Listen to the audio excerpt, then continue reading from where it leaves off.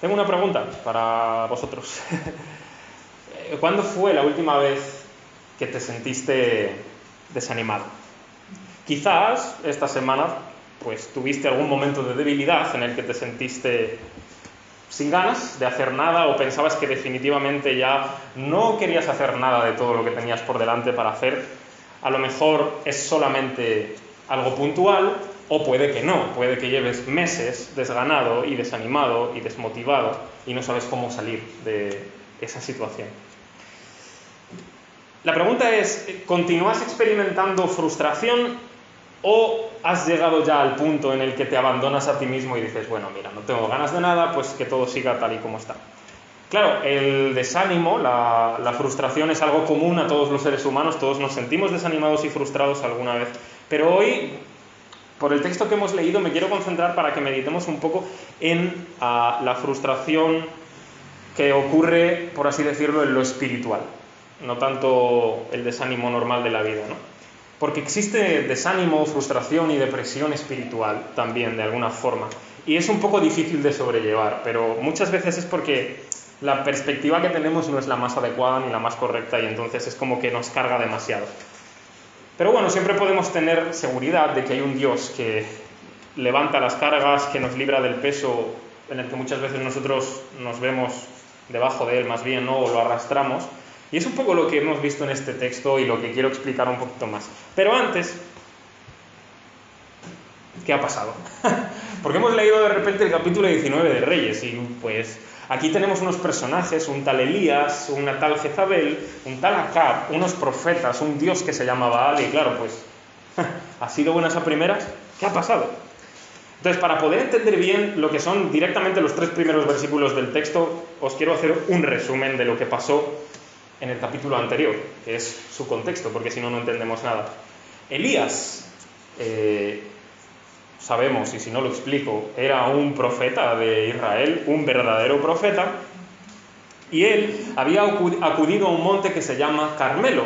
En este monte Carmelo, el rey Acab, que también era el rey de Israel, pero no era muy bueno, había convocado a unos falsos profetas de un falso dios llamado Baal. Entonces tenemos a Elías en el monte Carmelo, y en el monte Carmelo están los falsos profetas de Baal que Acab los ha convocado allí. Y entonces Elías, que es un verdadero profeta de Dios, les dice a esta gente que no, que tenéis que regresar al Dios de Israel, tenéis que regresar a vuestro Dios, el Dios que hizo el pacto con vosotros, y les reprendió por ser falsos, por tener su corazón inclinado hacia un Dios que no les había salvado ni había hecho nada por ellos. Y para demostrarles que Jehová era Dios, Elías les propuso una cosa muy curiosa, y era que iban a tomar un buey, cada uno de ellos, los 2 grupos, Elías por un lado y los profetas de Baal por otro, lo cortarían, lo harían pedazos para ponerlo en un altar, en leña, para quemarlo, pero lo curioso es que no iban a poner fuego debajo. De hecho, iban a echar agua, o más bien lo echó Elías, para demostrar que no había ningún fuego por debajo. Y dijo que cada uno iba a clamar a su propio Dios. Elías lo haría con Dios y los profetas de Baal lo harían con su Dios, con Baal. Entonces el Dios que respondiera con fuego, ese demostraría ser Dios. Y como es de esperar, los profetas de Baal empezaron a gritar, a clamar, a cortarse la piel también. Pero Baal, su Dios, no respondió. Elías oró, y cuando ora dice, o pide, que Dios se muestre como que es el verdadero Dios del pueblo de Israel y que Él es capaz de hacer que el corazón de los seres humanos se vuelva hacia Él. Eso fue la petición de Elías. Claro, esta petición agradó a Dios porque era una manera de demostrar que Él verdaderamente era Dios. ¿Y qué hizo? Vino un fuego del cielo, rompió todo aquel altar que Elías había hecho con el buey y todo, y no quedó nada, literalmente lo devoró, porque no quedó piedra, no quedó buey, no quedó nada. Y no había él encendido un fuego, sino que directamente había venido un fuego del cielo. Demostró en aquel instante Elías, o Dios más bien, que él era el verdadero Dios y que ellos, los falsos profetas, habían hecho lo peor que podían hacer y era abandonar a Dios por completo, entregar su corazón a quien no debían. Elías hizo algo que, si lo dices así como así, suena muy mal y fatal, pero no era tan fatal, sabiendo lo malvados que habían sido los profetas de Baal. Elías cogió su espada y los degolló. porque esta gente se había entregado a tanta maldad y ya habían abandonado a Dios tan por completo que era horroroso, ¿no? Ese fue su juicio, más bien.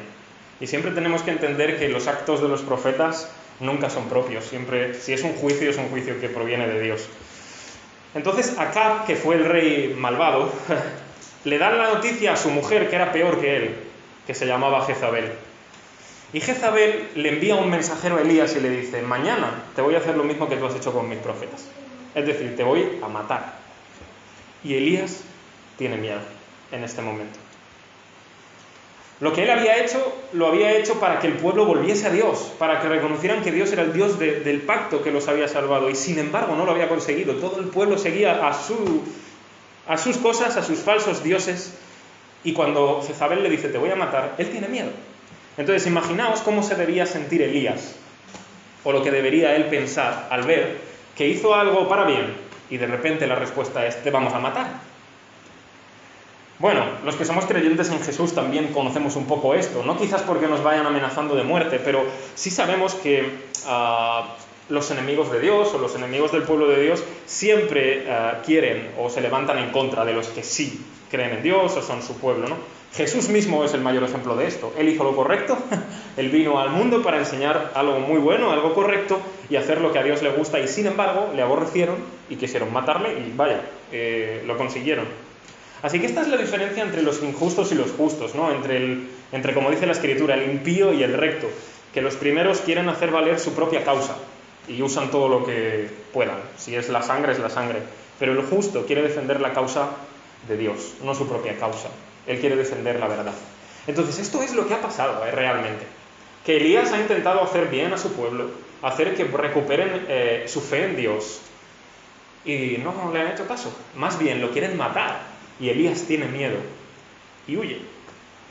Y esto nos lleva a las enseñanzas que quiero traeros esta mañana. Lo primero es que no podemos dejar de hacer todo cuando todavía queda mucho por hacer. Entonces, lo explico. Elías, su reacción es: me voy. Hay peligro de mi vida, me van a matar, me voy. Y la Escritura dice que se fue por el desierto camino de un día y llegó a un árbol, a un enebro. Allí se tiró a la sombra y dice: deseó morirse. Me van a matar, mejor que no me maten, me muero y ya. Fijaos el punto al que Elías ha llegado. Puede ser difícil, pero no es imposible. Lo que quiero decir es que se tienen que dar muchas cosas para que una persona llegue a una situación de tal depresión que se quiera morir. Pero aunque sea difícil, no es imposible. De hecho, la Biblia claramente nos hace mostrar que un gran hombre de Dios puede llegar a este punto de querer morir. Entonces deberíamos estar como alerta de estas cosas, ¿no? Pero bueno, más adelante vamos a ver cuál era el motivo que estaba en profundidad de esto, para saber exactamente por qué Elías se sentía tan deprimido y todo eso. La cosa es que no tenía ganas de seguir, no tenía ganas de continuar. Y mira que él era un buen hombre de Dios, profeta, que había hecho tantas cosas, ¿verdad? Pero no tenía ganas de seguir. Así que nada, llega allí, desea morirse, y lo único que se le ocurre es echarse a dormir, ¿verdad? Claro, él no se atreve a matarse. Esto es una cosa que no entra en la mente de ningún ser humano que cree en Dios o de la Escritura, de los judíos. Ellos no se quitaban su propia vida porque era como deshonrar de alguna manera el don que Dios les había dado. Era como algo que Dios daba, y si en todo caso le pedían a Dios morir, pero ellos no se atrevían a quitarse nunca la vida. Entonces esa fue su petición realmente. Le dijo: Dios, mátame, no quiero seguir. Esa era su situación. Así que se echó a dormir. Claro, yo no sé si alguno de vosotros alguna vez os habéis sentido hasta este punto de depresión, de desánimo, de frustración, ¿no? Como para desear la muerte. Espero que no. Pero sí sé que es mucho más común sentir desánimo o frustración, y que esto nos conduzca pues a desear no hacer nada, a quedarnos como estamos, a quedarnos dormidos, por así decirlo. Quizás no literalmente, pero sí nos quedamos dormidos. A veces es literal, a veces solo queremos dormir. Pero lo que nos muestra esto es el punto al que podemos llegar cuando nos desanimamos, cuando nos abandonamos a nosotros mismos y ya no queremos hacer nada más, o no vemos sentido a las cosas que estamos haciendo, o como que estamos haciendo lo que debemos hacer, pero parece que recibimos la respuesta contraria, ¿no? No queremos hacer nada. Nos atrapa un poquito esa situación tan que no entendemos realmente. No vemos como ninguna salida, ¿no? Claro, Dios no se había olvidado de Elías, aunque quizás, no sé, pudiera parecer la situación. Y si hay alguno de vosotros que se haya sentido así, lo sabrá, o si ahora mismo cualquiera de vosotros se siente así, sabrá que Dios no se olvida de nosotros. Dios envía un ángel para despertar a Elías y de repente se da cuenta que en la cabecera de su cama, porque estaba tirado en el suelo, hay comida y una vasija de agua. Y yo siempre recuerdo este acto como un acto muy simple pero muy importante, porque un profesor mío... No sé si alguno lo conocisteis, Roberto Beler, Keila sí, pero los demás no sé. Él utilizó este texto cuando nos habló acerca de la depresión. Él llegó a un punto en que sus clases trataba sobre problemas, enfermedades de tipo psicológico, mental, en sus clases de consejería pastoral, y la depresión la trató con este texto de Elías deprimido y desanimado y todo eso, ¿no? Y recuerdo cómo nos mostró que detrás de un acto tan simple había tanto poder, una comida y bebida. Qué simple para animar un poco a una persona. A veces es todo lo que se puede llegar a necesitar, o al menos lo primero que se puede llegar a necesitar, comer y beber. De hecho, cuando uno está deprimido no quiere comer. Es interesante. Pero la comida y la bebida tienen algo que aporta al cuerpo que hace que las cosas se vean de otra manera. Una buena comida y poder beber agua en este caso bien, ¿no? Dios en este momento estaba como preparándolo para lo siguiente que le iba a pedir. Claro, al principio no le va a decir, Elías, ¿qué haces? Estás mal, es que no confías en mí. No, solo le da una comida, le da agua, que recupere fuerzas y ya, entonces le dirá. De hecho, el ángel vuelve otra vez después. La primera vez solo le viene a traer comida, pero la segunda vez el ángel le dice, levántate, come, porque largo camino te resta, o sea, largo camino te queda.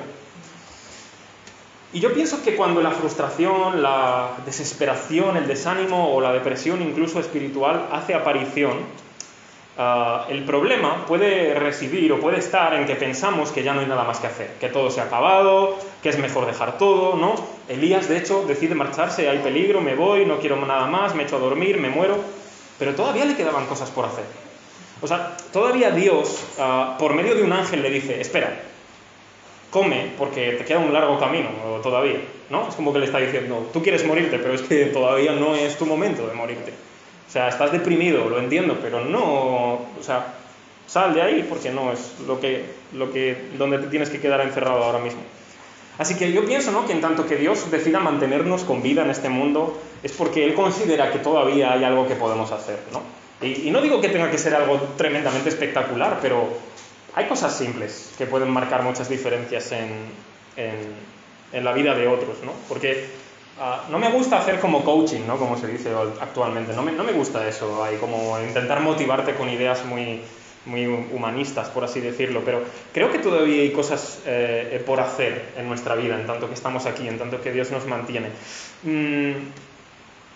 Y ya te digo, pueden ser cosas simples, puede ser que todavía queda mucho porque conozcamos la Escritura y podamos seguir leyendo más, o seguir orando y conociendo a Dios en oración, o estar aquí con hermanos y una simple palabra quizás cambie el día de ese hermano que viene a la iglesia, ¿sabes? Es que pueden ser cosas muy sencillas. O puede ser con tu vecino, o puede ser en tu trabajo. Hay cosas simples, pero todavía hay cosas que hacer. Todavía hay algo que Dios quiere hacer con nosotros en medio de la vida en la que nos ha puesto. Así que sea como sea, aprendemos algo importante. Dios nos fortalece en la debilidad, por supuesto. Él se compadece de nosotros en medio de nuestra tristeza y nuestro desánimo y nos alimenta de las dos maneras, física y espiritualmente. Y cuando se trata de alimentar el alma, la verdad, hay un banquete, ¿no? Tenemos la Biblia y tantas cosas que pueden ayudarnos. Así que es Dios mismo el que nos anima. Es Dios mismo el que nos indica qué nos queda por hacer, hacia dónde tenemos que ir. ¿Cuál es el camino largo que todavía nos queda por recorrer? Y Él nos fortalece para poder cumplir con ese camino que todavía nos queda. Esa es la primera enseñanza que yo encuentro aquí después de la depresión de Elías. Que no puedes dejar de hacer todo cuando todavía te quedan muchas cosas por hacer. Pero a veces piensas, bueno, todo ya está, no hay nada más, ¿verdad? La segunda cosa es que deberíamos estar donde debemos estar. Y eso es interesante. Porque Elías de repente es fortalecido en su cuerpo porque come bien, bebe agua y emprende un camino muy largo. De hecho, 40 días y 40 noches hasta el monte Horeb o el Sinaí. Eso me recuerda un poco a Israel en la antigüedad, pero no fue 40 días y 40 noches, fue 40 años. Pero un poco lo que hizo Elías fue eso, ¿no? Fue caminar durante 40 días y 40 noches y antes se había echado debajo de un árbol porque estaba harto. Ahora directamente se mete en una cueva. Yo siempre digo de broma que a veces como hombre necesito estar en mi cueva. Hay momentos de mi vida en que necesito entrar en mi cueva y que me dejen en paz. Bueno, Elías necesitó meterse en su propia cueva para pasar la noche, pero de repente Dios tiene algo que decirle. Y allí se presenta. Fijaos, al principio Dios no le ha reprendido, no le ha regañado, ¿no? por su desánimo, simplemente lo ha fortalecido. Pero ahora que ya está fortalecido, ahora viene un poquito una reprimenda de parte de Dios, cariñosa, ¿no? Le dice, ¿qué haces aquí? ¿No? Esa es la pregunta de Dios a Elías. ¿Qué haces aquí? ¿Qué haces metido en la cueva? Te estoy diciendo que te queda muy largo camino, pero tú vienes a la cueva, ¿no? A veces Dios tiene que venir a nuestro encuentro y decirnos, ¿qué haces aquí? A veces estamos metidos donde no debemos estar, ¿verdad? Es como que nos está espabilando y haciéndonos pensar y reflexionar que no debemos estar en el lugar en el que nos hemos metido. De si estamos donde debemos estar o si estamos huyendo, ¿no? Esa es mi pregunta también para vosotros. ¿Estás donde tienes que estar o estás huyendo? Que es diferente. Y siempre tenemos una razón que darle a Dios, ¿eh? Que sea correcta o no, no lo sé, pero cada vez que Dios nos pregunta ¿qué haces aquí? Nosotros siempre tenemos una respuesta, siempre. A veces son excusas, pero siempre tenemos una respuesta. Y Elías es muy sincero con Dios, le dice por qué está ahí. Le dice, mira, he sentido un vivo celo por ti. He intentado defenderte ante el pueblo que está fuera de ti. Y resulta que no me hacen caso, solo quedo yo y me quieren matar. Es por eso que me voy, básicamente le está diciendo. Así somos un poco nosotros también, cuando estamos desganados, cuando no queremos hacer nada. Mira, Dios, es que llevo 5 años orando por esta gente y nunca se convierten, ¿sabes? Es que ya hablo con ellos todos los días acerca de ti y es que me ignoran, es que ya no hay nada más que hacer, o lo que sea, ¿sabes? Muchísimas cosas. Claro que el celo que él siente por Dios está muy bien. Todos deberíamos sentir ese celo por Dios, en el buen sentido de la palabra, es decir, fervor por Dios, por las cosas de Dios. Pero claro, que Elías tuviera que soportar cómo el pueblo de Israel lo ignoraba, rompían los altares, se iban a otros dioses, es algo que a él le molestaba, que no podía superar. Bueno, es un poco lo que tenemos que experimentar nosotros en el día a día, quiero decir. Nosotros creemos en Dios y salimos afuera y hay un montón de gente que no cree en Dios y tú puedes hablarles de Dios y casi como que figuradamente rompen el altar de Dios, ¿sabes? No me cuentes esa historia, o muy bien, me parece que creas tú en eso, pero no me cuentes historias a mí, ¿no? Muchas cosas así. Y quizás nos podemos sentir desanimados así, en plan, tengo algo tan importante que decir a los demás y los demás es como, me ignoran, o ignoran lo que tiene que decir Dios a ellos. Nos quedamos como, Dios, solo quedo yo, ¿sabes? Es como los demás no quieren nada, solo estoy yo. Y ese celo por Dios, ese fervor que sentimos, qué rápido se puede apagar, ¿eh? Solo una persona o varias que no quieren saber nada y ya de repente, bueno, Dios, no tengo nada más que hacer, mándame a casa de nuevo. No quiero ser duro con Elías, no sé qué haríamos nosotros en una situación como la suya, ¿sabes? En plan, que lo quieren matar literalmente, que están buscándole. Esto siempre me hace recordar un poco a la iglesia perseguida, ¿no? Porque ellos literalmente viven esto, quieren matarnos todos los días. Y sin embargo siempre me sorprende de ellos lo fuertes que son, cómo no se desaniman o si sienten cierto desánimo son fortalecidos y continúan dando un testimonio dentro de su comunidad, de su pueblo, de su familia. Eso siempre me llama mucho la atención. Eso es un problema porque nuestro celo por Dios, nuestro fervor por Dios es como más débil. Por cualquier tontería nos venimos abajo y nos desanimamos. Porque creo que nos suele afectar más lo que sentimos que la realidad, o darnos cuenta de que Dios es más fuerte que esa realidad o que esa circunstancia, y lo que sentimos nos puede más, ¿no? Por ejemplo, a veces sientes celo por decir, voy a orar más, voy a buscar más al Señor. Y te tiras 2 días orando como si fueses Elías, pero al tercer día te aburres o piensas que Dios no te ha respondido y dices, bueno Dios, ya me he cansado de orar, oraré cuando me despierte por la mañana para comer y para dormir como mucho. Y tu celo se apaga, ¿verdad? No sé, ocurre con muchas cosas, con cada una de las cosas que hacemos en la vida, no solo con la oración o cosas espirituales. Puede pasar con el trabajo también, o con miles de cosas más. Nuestra debilidad se ve afectada por lo que sentimos, más que por entender lo que Dios es y que es suficiente para ayudarnos en todo, ¿no? ¿Sabes? Dios se revela a Elías muy curioso aquí. Porque dice que viene un viento fuerte, un terremoto, un fuego, pero que Dios no estaba allí. Aunque Dios había traído esas cosas, pero no estaba él allí. Y de repente viene como un susurro, como un silbo, dice en la Reina Valera. Y de repente Elías se da cuenta de que Dios está ahí. En eso tan delicado, tan tranquilo, ese susurro, ese silbido tranquilo, Elías se da cuenta y cubre su rostro, porque ahí está Dios, está su presencia. Hay un comentarista que dice, respecto a esto, dice, los 3 fenómenos, el viento, el terremoto y el fuego, anunciaron que Dios estaba llegando inminentemente.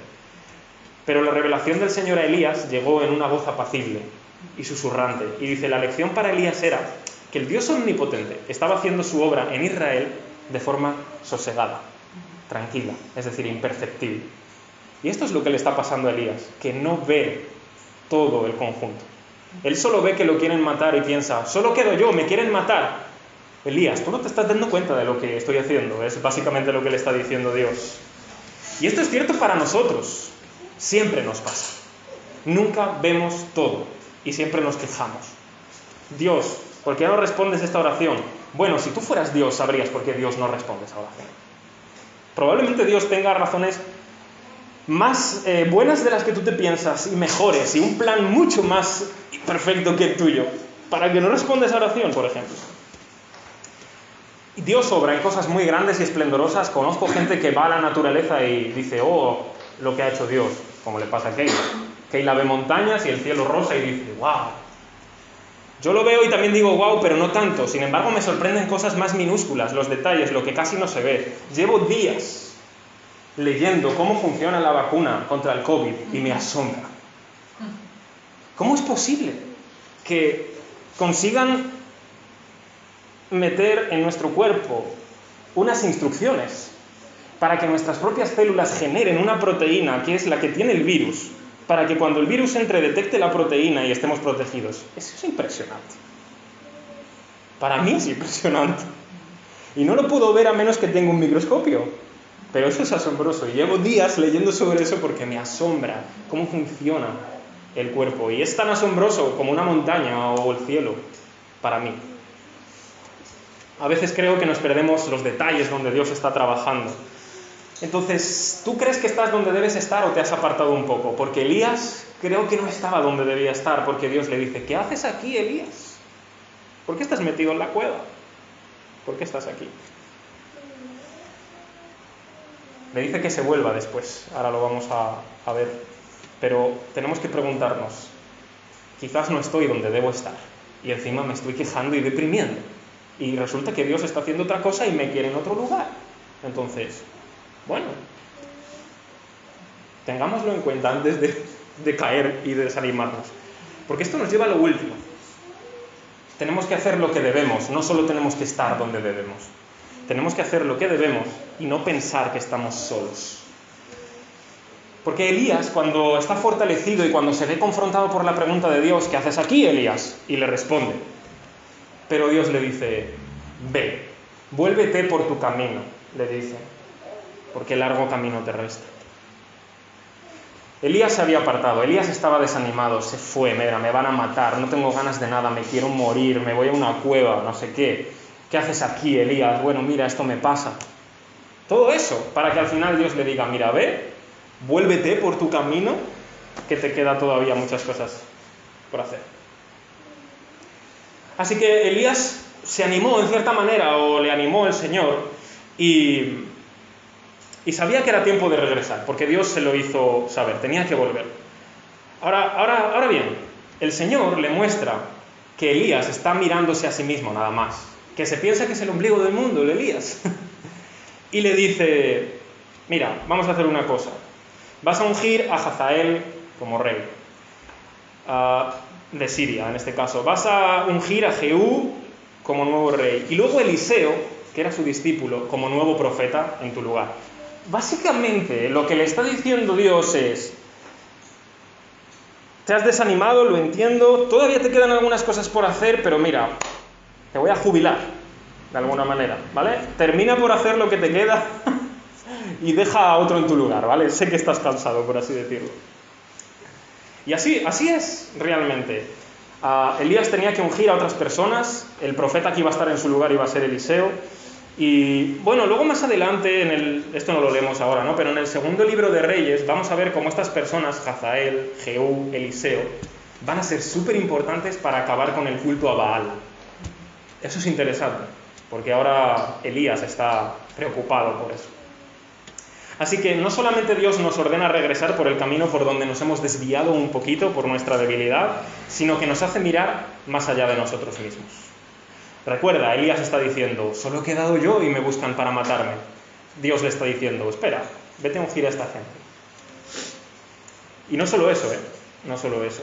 Porque cuando Elías piensa que solo queda él y le van a matar, le dice Dios, tengo a 7.000 personas que no han doblado su rodilla ante Baal, que no se han rendido ante Baal, que siguen adorándome. Es como que le está diciendo, Elías, no solo quedas tú, yo tengo unos cuantos, y unos muchos, que siguen adorándome a mí, que siguen buscándome a mí, que no quieren a Baal. Tranquilo que no estás solo tú. Y eso nos pasa un poco cuando nos desanimamos y nos deprimimos. Pensamos que solo nosotros somos los que quedamos y los que tienen que hacer las cosas. Hay muchos más. Dios no se ha quedado solo, y aunque se quedara solo, pero Dios tiene a muchos todavía. Así que esa es mi enseñanza para vosotros de alguna manera hoy. Porque si te ves en una situación como esta, quizás no hoy, a lo mejor en el futuro, desganado, desanimado, como deprimido espiritualmente, entonces tienes que recordar, bueno, no soy el ombligo del mundo, Dios tiene más.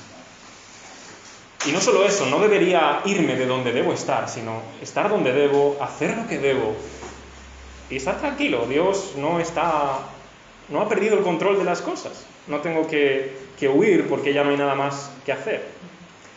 Él nos pregunta, ¿qué haces aquí? Y con tu nombre, ¿qué haces aquí, Jesús? ¿Qué haces aquí, Miriam? ¿Qué haces aquí, Keila? Nos pregunta de alguna forma. ¿Y cuál es nuestra respuesta? No, es que he querido hacer todo lo posible, pero solo quedo yo y ya no hay nada más que hacer. Pues la respuesta es, no, hay muchos más. Anda, vuelve y haz lo que debes hacer. Debemos dejar de mirar como si fuésemos el ombligo del mundo. Mi conclusión es que nunca vamos a vencer ni el desánimo, ni la desgana, ni nada de eso por nuestras propias fuerzas. Nunca, ¿no? Siempre vamos a necesitar, por supuesto, que Dios nos fortalezca, que nos devuelva al estado donde deberíamos de estar y entender que hay un Dios que ha venido a por nosotros en ese sentido, ¿no? En Jesús. Fijaos en Jesús. Él vino al mundo, hizo todo lo que debía hacer, enseñó la verdad, cumplió las cosas que debía cumplir, agradó a Dios. La respuesta del mundo fue, a este hay que matarlo. ¿Qué dice este? Que es Dios, que perdona pecados, que no sé qué, que no cumple la ley, que sana en sábado, cosas, miles y varias. Hizo lo que debía hacer y sin embargo, lo mataron. Lo que no sabía la gente es que Jesús estaba donde debía estar, haciendo lo que debía estar, y que esa muerte, en realidad, aunque por la comprensión de ellos era quitarlo del medio, en verdad era el plan de Dios. Eso es muy interesante. Entonces, si hoy nosotros podemos servir a Dios, cada uno de nosotros como hijos de Dios, es porque hemos creído en Jesús, es porque hemos creído en el Evangelio, es porque sabemos que Él nos da la fortaleza para hacer eso, y porque Él tiene un plan, ya no solo para nuestra vida, sino que Dios tiene un plan para el mundo en donde nosotros encajamos porque Él ha querido. Nos quiere usar en medio del plan que Él tiene para la historia en general. Aunque eso solo sea algo simple, quizás en tu familia. Quizás eres padre o madre, tío, abuelo, no sé. Quizás ese es el lugar donde debes estar. O quizás en tu trabajo, O quizás eres un ministro en el Evangelio. Da igual, allá donde estés, Dios te ha puesto en un sitio. Y es muy fácil desanimarte. Pero Dios constantemente te preguntará si te desvías. ¿Qué haces aquí? Te puse en ese lugar. Haz lo que debes hacer en ese lugar. Siempre recuerdo aquella enseñanza de Jesús, ¿verdad? En su parábola, de aquel siervo fiel, que le dijo: bien, buen siervo y fiel. Sobre poco fuiste fiel, sobre mucho te pondré. A veces Dios nos pone en lo poco, para ver si somos fieles en lo poco, y en todo caso nos pondrá en lo mucho. Pero yo siempre digo que lo poco en donde nos pone Dios ya es mucho. Más de lo que merecemos. Así que, si nos hemos sentido desanimados, si en vuestra vida, seguro, a mí me pasa, pasáis por valles de desánimo para luego ir a picos de gloria y volver al valle del desánimo, entonces recordar esto nos ayuda, porque a veces, como Elías, quizás no nos queremos morir, ¿vale? Pero sí queremos quedarnos dormidos. No literal, quizás, a veces sí, y otras veces solo espiritualmente. Bueno, me quiero dormir un ratito, solo un ratito, porque no hay mucho que hacer. Bueno, ya habrá tiempo para descansar. Creo que Dios lo que nos está diciendo es: está donde tienes que estar, haz lo que debes hacer. Y no lo hagas en tus fuerzas, por supuesto. Hazlo en las fuerzas que yo te doy, a través de Cristo, a través del Evangelio, ¿no? Y seguir corriendo con paciencia esa carrera.